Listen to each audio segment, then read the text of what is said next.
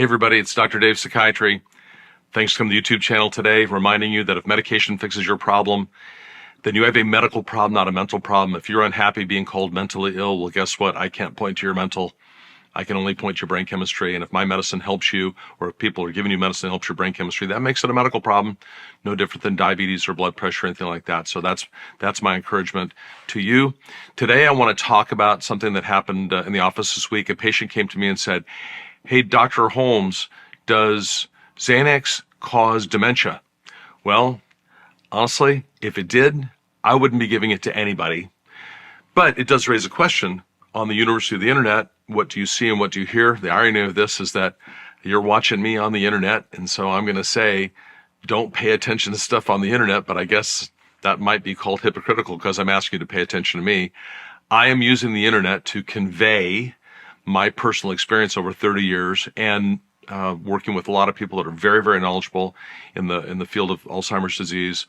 And I personally and professionally am not aware of any true evidence that Xanax or benzodiazepines, by extension, what I call the GABA boosters, cause dementia. So the short answer is no. If that's enough for you, you don't have to watch the rest of the video, or you can come back and watch the rest of it later. But again, my answer is no. And if I believe that Xanax caused dementia, I would not be giving it to anybody, because dementia is something that's very, very important to me professionally and personally, having lived through it with family members. If I thought I was contributing to dementia with that class of medicines, I simply would not use them. Now, where does this come from? Where do people get the idea that Xanax causes Alzheimer's disease or causes dementia? Well, I think unfortunately in today's world on the Internet, people who have a voice with their website, or they want to talk about something that's important to them, but they may or may not be professionally responsible in what the message they're putting out there. So I did the typical thing that people do now. I Google searched that question. I got the AI dive, and I got a couple of hits at the top that basically I think are reflective of suggestions that Xanax might cause Alzheimer's disease or cause dementia. And the first one I found was from, let's see, 2024. It was a publication from an outfit, which I won't even tell you who they are, because there's no point in doing that. But in this article that talks about patients that they take care of, they make the statement, systematic reviews of research literature have found a link between long-term benzodiazepine use and ongoing memory and cognitive problems. Well, cognitive problems being not able to think. So this basically says ongoing use of medicines like Xanax, that there's a link between memory and difficulty thinking with those medicines. Now, they put that in the context of an article about taking care of long-term patients that have Alzheimer's disease. So this is in the context of them caring for people. So this is their business, actually. They don't cite any sources for this. So this gets cited as a source on the Internet, and AI picks it up because it reads the words.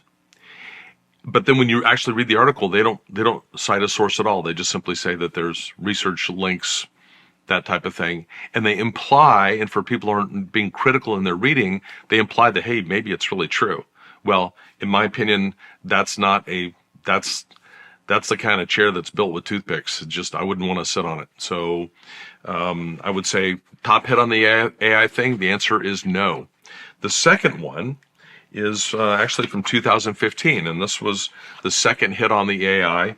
And it says the title of this research paper, benzodiazepine use and risk of developing Alzheimer's disease or vascular dementia. Now, AI, in its statement to me, the AI engine that I used, cited this article as a support that benzodiazepines, that is Xanax, Ativan, Valium, Xerax, Klonopin, use it as support to those medicines, the GABA boosters, can cause dementia or cognitive problems. Well, so I went and clicked on the article, on the abstract, and the last line of the abstract says, in conclusion, after taking a prodromal phase into consideration, benzodiazepine use was not associated with an increased risk of developing Alzheimer's disease or vascular dementia. So even though the AI picked it up and put it as possible, possibly suggestive, when you actually read the article, the answer is no, it doesn't. So this is one of the first things when they teach you about reading research literature in medical school, one of the things that they teach is you got to actually read to the end. Don't just read the title. Second thing we learn is read who's writing it. Where is it coming from? And what information are you getting and where are you getting it from? Because if you're getting it from a source that has a vested interest in their message, well, it's really a sales piece, not a research piece. And the problem with the internet is that the internet picks up now stuff because of AI and suggests these things. So if you just do a quick screen of this and you just type in, hey, so tell me about Alzheimer's or Xanax, you might get suggested that it's possible. My opinion, again, professionally and personally, is that it does not. There's no strong evidence that Xanax or Ativan or Valium or Klonopin, the major GABA boosters that I use, cause dementia or cognitive loss. Now, if you're dealing, the next part of this is, even if there was some relationship between it, what would you do? If you've got a bad cognitive problem and you're very, very anxious, the question is, what do we do about that?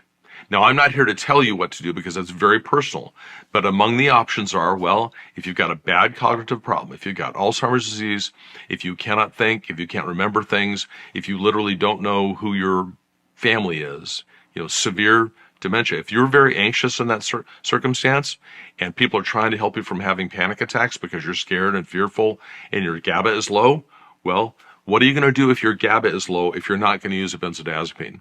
You're not going to move GABA unless you use a benzodiazepine. Now, what else might you use? You might have a hypothesis that people are scared because their dopamine system is fragmented or disturbed, and that's where they're thinking too much, worrying too much, and maybe even having psychotic features, might believing things that aren't true, having delusions. What do you do with that? Well, if you believe that dopamine excess is the problem, then you have to give something to reduce dopamine. Now, what does the literature say, or what do the package inserts say about that? What do the manufacturers of those medicines say about that? Well, they clearly say, hey, these medicines are not approved for patients that have psychosis or have delusions as part of their dementia. Well, they may not be approved, but what do you do if you got a family here that's saying, we can't take care of our mom? What does our mom need? And she gets very upset and agitated. Well, if a little bit of dopamine suppressor helps, and even though it's not FDA approved, if you get good results, well, that's why we have doctors. We don't just give medicines with vending machines that say put in a diagnosis and punch the numbers and put in your money and here's your medicine. We have people involved, clinicians like me and people that you are working with already, that help make that decision. What's the right thing to do to help somebody have a better outcome? So medical judgment is way beyond just FDA approval. And so even though we have times where we have to use extreme caution, there are times when benzodiazepines help people tremendously, even though they have dementia. And there's times that dopamine suppressors help people with dementia, even though it's not FDA approved for that use. So these all fall into the category of what do you read on the internet, the University of the Internet. Like I said, it's a little bit ironic that I am using the internet to tell you to not pay attention to the internet. But again, I'm trying to convey professionally and personally what I know about the medicines and what I've experienced over the last 30 years. So the answer, again, does Xanax cause dementia? My opinion, the answer is no.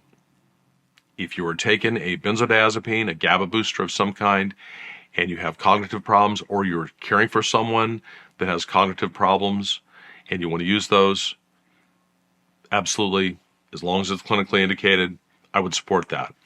The second thing would be if you're taking them and you are worried that my medicines or the GABA boosters that you're receiving from somebody else, Xanax, Klonopin, Ativan, Valium, if you're concerned that those may cause dementia long-term, the answer is no. There is no evidence that I have seen that supports that. And as soon as that's out there, I'll look at it, and if I have to, I'll change my opinion. But today, the answer is no. We don't have any firm knowledge that benzodiazepines cause dementia. Okay? So that's what I'm sharing with you today. I hope it's helpful. I hope it's encouraging. I hope it's supportive. And that's all I'm going to say about that. I'm Dr. Dave Psychiatry. Thanks for coming to the channel today. We'll see you again soon.